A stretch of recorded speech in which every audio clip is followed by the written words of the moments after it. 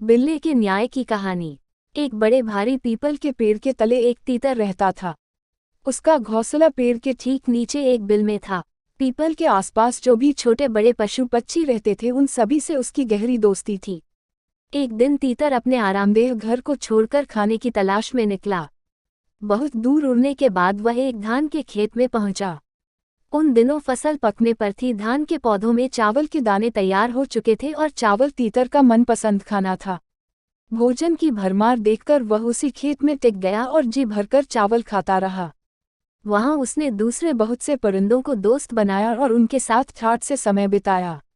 उस दिन वह घर वापस नहीं लौटा, दूसरे दिन भी नहीं लौटा और तीसरे चौथे दिन भी नहीं लौटा। इस तरह उसी खेत में कई दिन गुजर गए। जिन दिनों तीतर बाहर था उन दिनों कहीं से एक खरगोश आया। उसके रहने का कोई ठिकाना नहीं था।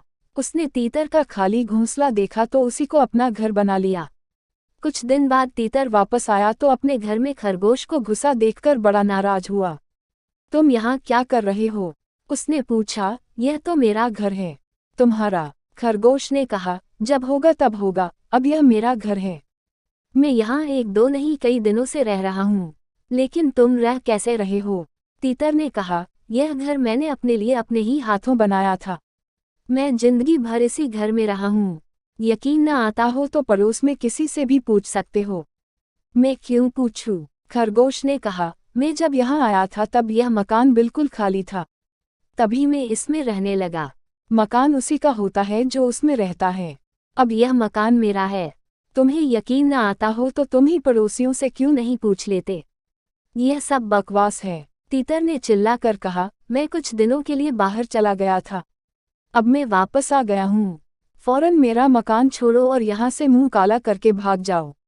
यह कभी नहीं हो सकता, खरगोश ने कहा। यह मेरा मकान है, मैं इसमें रहूंगा और ठाठ से रहूंगा। इस तरह तीतर और खरगोश के बीच झगड़ा होने लगा। उनकी तू मैं सुनकर कई पशु पक्षी जमा हो गए। उन्होंने तीतर की बात सुनी और खरगोश का जवाब भी सुना, मगर कोई भी यह तय नहीं कर सका कि मकान किसका हो।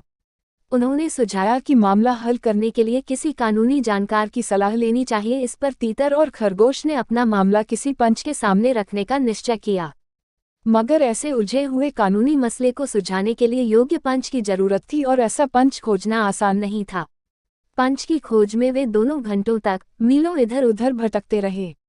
अंत में वे गंगा के तट पर पहुंचे। तट के पास उनसे कुछ ही दूरी पर एक बड़ा सा बिल्ला खड़ा दिखाई पड़ा। बिल्ले पर नजर पड़ते ही उनके कदम जहां के तहां रह गए।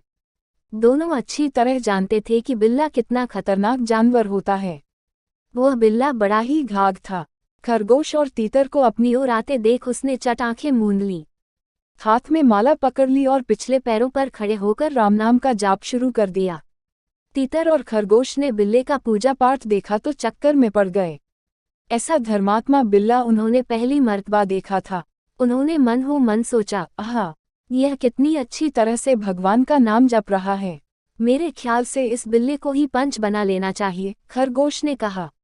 मैं भी यही सोच रहा हूँ, तीतर ने कहा, लेकिन हमें जरा सावधान रहना होगा।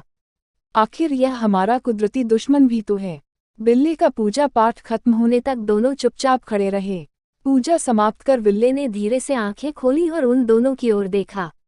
हे धर्मात्मा, तीतर ने बिल्ले से कहा, मेरे और इस खरगोश के बीच एक छोटा सा झगड़ा उठ खड़ा हुआ है, मगर मामला कानूनी है। आप कृपा कर इस झगड़े का निबटारा कर दीजिए। हम में से जो भी गलती पर होगा उसे आप सजा दे सकते हैं। राम राम कैसी बातें करते हो भाई?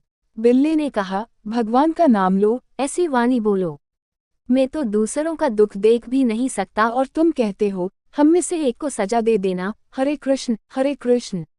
जो दूसरों को दुख देता है वह भगवान के कोप का भाजन बनता है। खैर हटाओ इन बातों को, अपनी कहो तुम्हारे झगड़े का जो किस्सा है कह डालो। मैं सही फैसला करके बता दूंगा कि गलती किसकी है।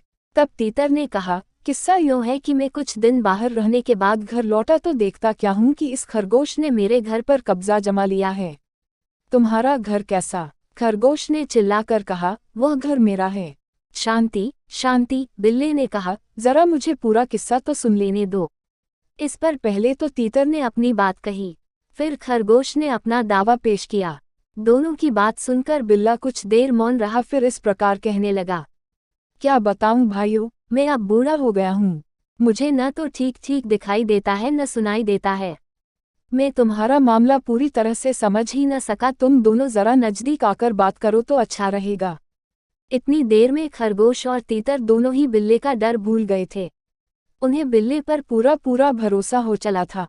वे दोनों बेफिक्री से उसके नजदीक खिसक आए। अचानक बिल्ले ने बिजली की तरह तड़प कर वार किया और एक ही झपाटे में दोनों का काम तमाम कर दिया। इस कहानी से आप क्या सीखते हो? हमें आपस में मिलजुल कर रहना चाहिए, आपस में लड़ाई नहीं करनी चाहिए। और ऐसी ही अद्भुत कहानियाँ सुनने के लिए हमारा चैनल सब्सक्राइब करें।